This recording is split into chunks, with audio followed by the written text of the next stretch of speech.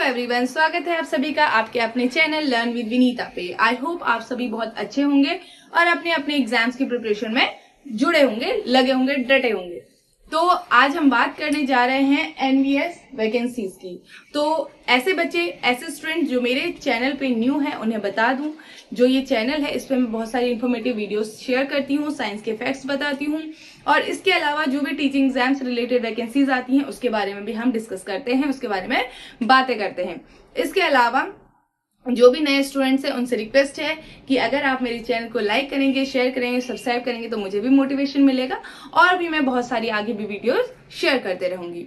तो इसी के साथ आज बात करते हैं एनवीएस वैकेंसी 2024 की। एनवीएस जनरली आपके नवोदय विद्यालय होते हैं। जिन बच्चों को नहीं पता है क्या है तो थोड़ा सा जान लेते हैं। नवोदय विद्यालय होते हैं, जनरली ये पीआरटी लेवल पे एग्जाम को कंडक्ट नहीं कराते हैं। जो नवोदय विद्यालय होते हैं ये लगभग आपके 6ठी क्लास से स्टार्ट होते हैं, ठीक है। तो 6 to 12 होते हैं। तो यहाँ पर आपका TGT, PGT, principal, vice principal के लिए ही वैकेंसीज आपकी जनरली निकलती हैं। अगर टीचिंग वाला एग्जाम्स को देखें तो पीआरटी लेवल पे कोई भी वैकेंसीज नहीं है, क्योंकि ये बच्चों के लिए पीआरटी लेवल पे ये नहीं होता है और लगभग ये केवीएस के जैसे ही जो आपका सेंट्रल स्कूल का निकलता है उसी के तर्ज पे एनवीएस भी आपका होता है।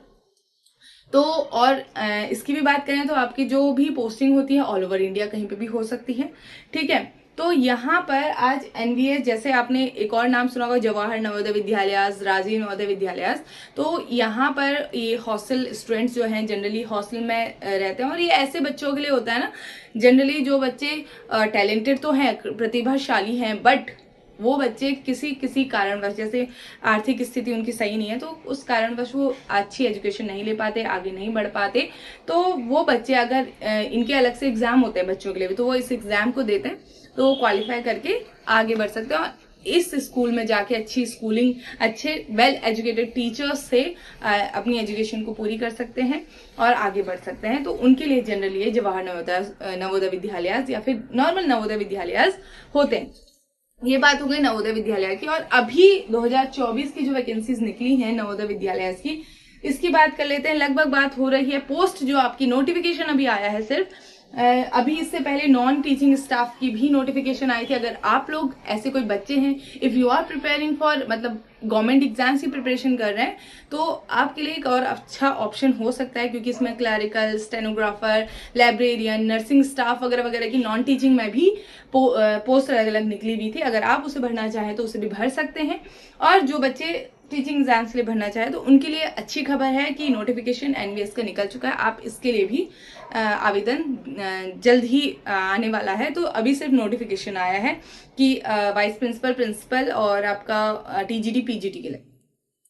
तो यहाँ पे बात करेंगे। सबसे पहली बात, जो पोस्ट है जनरली वो लगभग अनुमान लगाया जाए कि 5000 तक की आपकी पोस्ट रहेंगी, या फिर कई जगह ये भी है कि 4000 प्लस आपकी पोस्ट रह सकती है, ठीक है। जिसमें सबसे पहले हमारा प्रिंसिपल है, टीजीटी, पीजीटी, इसके लिए एज का क्या क्राइटेरिया है।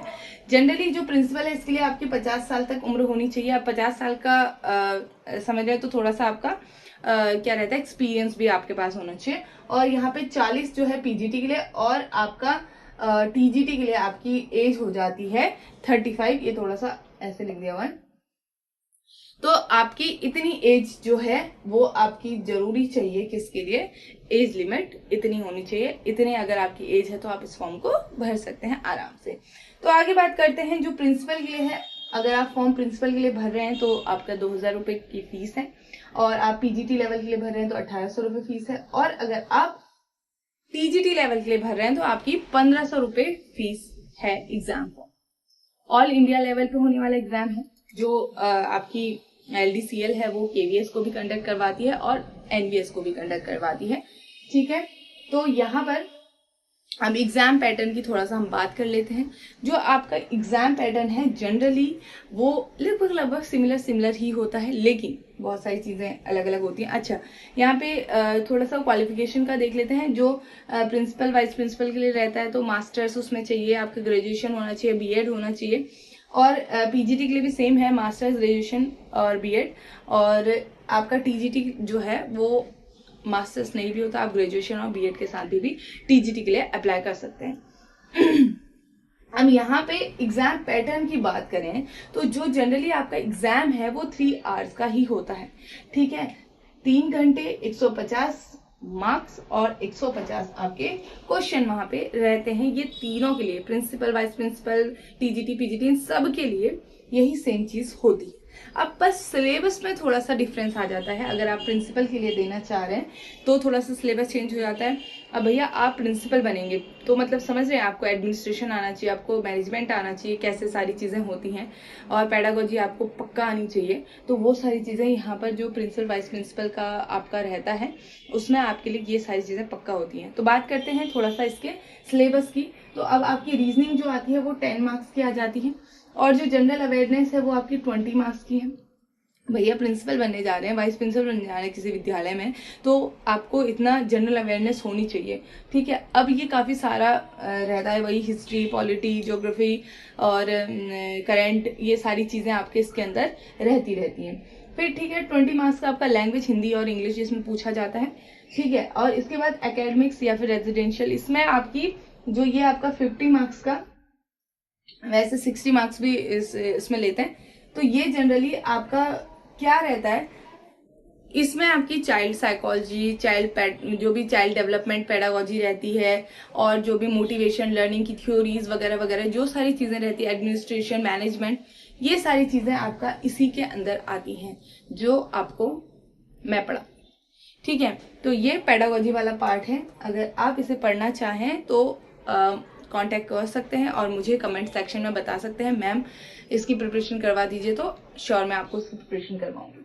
फिर इसके अलावा एडमिनिस्ट्रेशन और फाइनेंस आपका, ये भी आपका 50 मार्क्स का आ जाता है, ठीक है। तो थोड़ा सा इनमें ही रहता है, कई बार ये 40 का पूछ लेते हैं, 60 का पूछ लेते हैं, तो ऐसे चलता रहता है। तो ये तो बात हो गई आपके प्रिंसिपल या फिर वाइस प्रिंसिपल के एग्जाम की, क्या क्या एग्जाम पैटर्न का सिलेबस क्या है। और हाँ, ऑनलाइन मोड पे ही एग्जाम होता है आपका, सीबीटी, ठीक है, कंप्यूटर बेस्ड आपका रहता है। अब यहाँ पे बात आ जाती है, अगर मैं टीजीटी की बात करूँ तो टीजीटी में भी आपका सिमिलर ही है, 150 मार्क्स है, 150 क्वेश्चन है, 3 घंटे का पेपर होगा।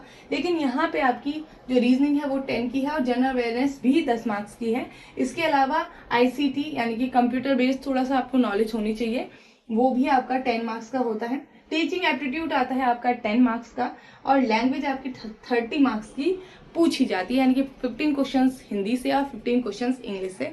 और मैं एक और बात बता दूं, यहाँ पे जो आपका सब्जेक्ट रहता है वो रहता है आपका 80। अब इस सब्जेक्ट के अंदर आपका क्या क्या रहता है, यहाँ पे सब्जेक्ट के साथ साथ में सब्जेक्ट की पेडागोजी भी आपसे पूछी जाती है, तो इस चीज का ध्यान रखें कि क्या है, ठीक है। सब्जेक्ट की पेडागोजी के साथ ही आपने प्रिपेयर करना है। साइंस है तो उसकी पेडागोजी पूछी जाएगी, एसएसटी है उसकी पेडागोजी पूछी जाएगी। अब इसके बाद बात करते हैं पीजीटी लेवल की। पीजीटी लेवल में भी आपका सेम ही है, एक रीजनिंग हो गई, वो थोड़ा सा आपका 20 मार्क्स की आ जाती है, जनरल अवेयरनेस 10 मार्क्स की है, आईसीटी भी 10 मार्क्स की है, टीचिंग एप्टीट्यूड भी आपका 10 मार्क्स है। अब यहाँ पे लैंग्वेज आपका 20 मार्क्स की, यानी कि 10 मार्क्स की हिंदी इंग्लिश पूछी जाती है। इसके अलावा फिर सब्जेक्ट जो आ जाता है, सब्जेक्ट आपका वही 80 नंबर का पूछा जाता है, जिसमें आपका सब्जेक्ट कंसर्न जो भी आपके क्वेश्चंस होते हैं, और उसके अलावा उसकी पेडागोजी भी साथ साथ में पूछी जाती है। क्वेश्चन पेपर बहुत ज्यादा हाई लेवल का, बहुत ज्यादा डिफिकल्ट नहीं आता है। अगर आपने थोड़ी सी भी मेहनत करी है, थोड़ी सी भी पढ़ाई अच्छे से कर ली है, तो आपको कोई भी रोक नहीं सकता ये एग्जाम को निकालने से। तो अच्छा पेपर आता है, 3 घंटे इनफ होते हैं आपको करने के लिए। और थोड़ा सा यहाँ पे नेगेटिव मार्किंग तो वही है ही है, सेंट्रल लेवल का एग्जाम है तो नेगेटिव मार्किंग है, तो ये भी आपको ध्यान में रखना है। तो इसी के साथ आपको ये सारी चीजें पता होनी चाहिए। नोटिफिकेशन आ चुका है, अपने प्रिपरेशन में जुट जाइए, लग जाइए। यही EMRS भी आया था, ये भी आया हुआ है। इसके साथ साथ में अगर आप अपनी SSSB भी चल रहा है, तो अब आप अपनी प्रिपरेशन कैसी रखते हैं मैटर करता है। ये सब्जेक्ट पे पकड़ बहुत अच्छी बना ली है, लेकिन रीजनिंग नहीं हो रही है, दूसरी चीजें नहीं हो रही हैं, तो वो भी आपको करना बहुत जरूरी है। तो ध्यान रखना है, सब्जेक्ट और जो पेपर 1 पेपर 2 जो भी है उन सबको बहुत अच्छे से करना है। अगर आप ये कर लेते हैं तो एग्जाम क्वालिफाई आसानी से कर जाए। तो दोस्तों, इसी के साथ मिलते हैं मेरे अगले वीडियो पे। तब तक के लिए मेरे चैनल को लाइक करना, शेयर करना और सब्सक्राइब करना बिल्कुल भी ना भूलें। आपकी अपनी मैम विनीता मैम के साथ बने रहिए, जुड़े रहिए और वीडियोस को देखते रहिए, इन्फॉर्मेशन को लेते रहिए और दूसरों के साथ भी शेयर कीजिए।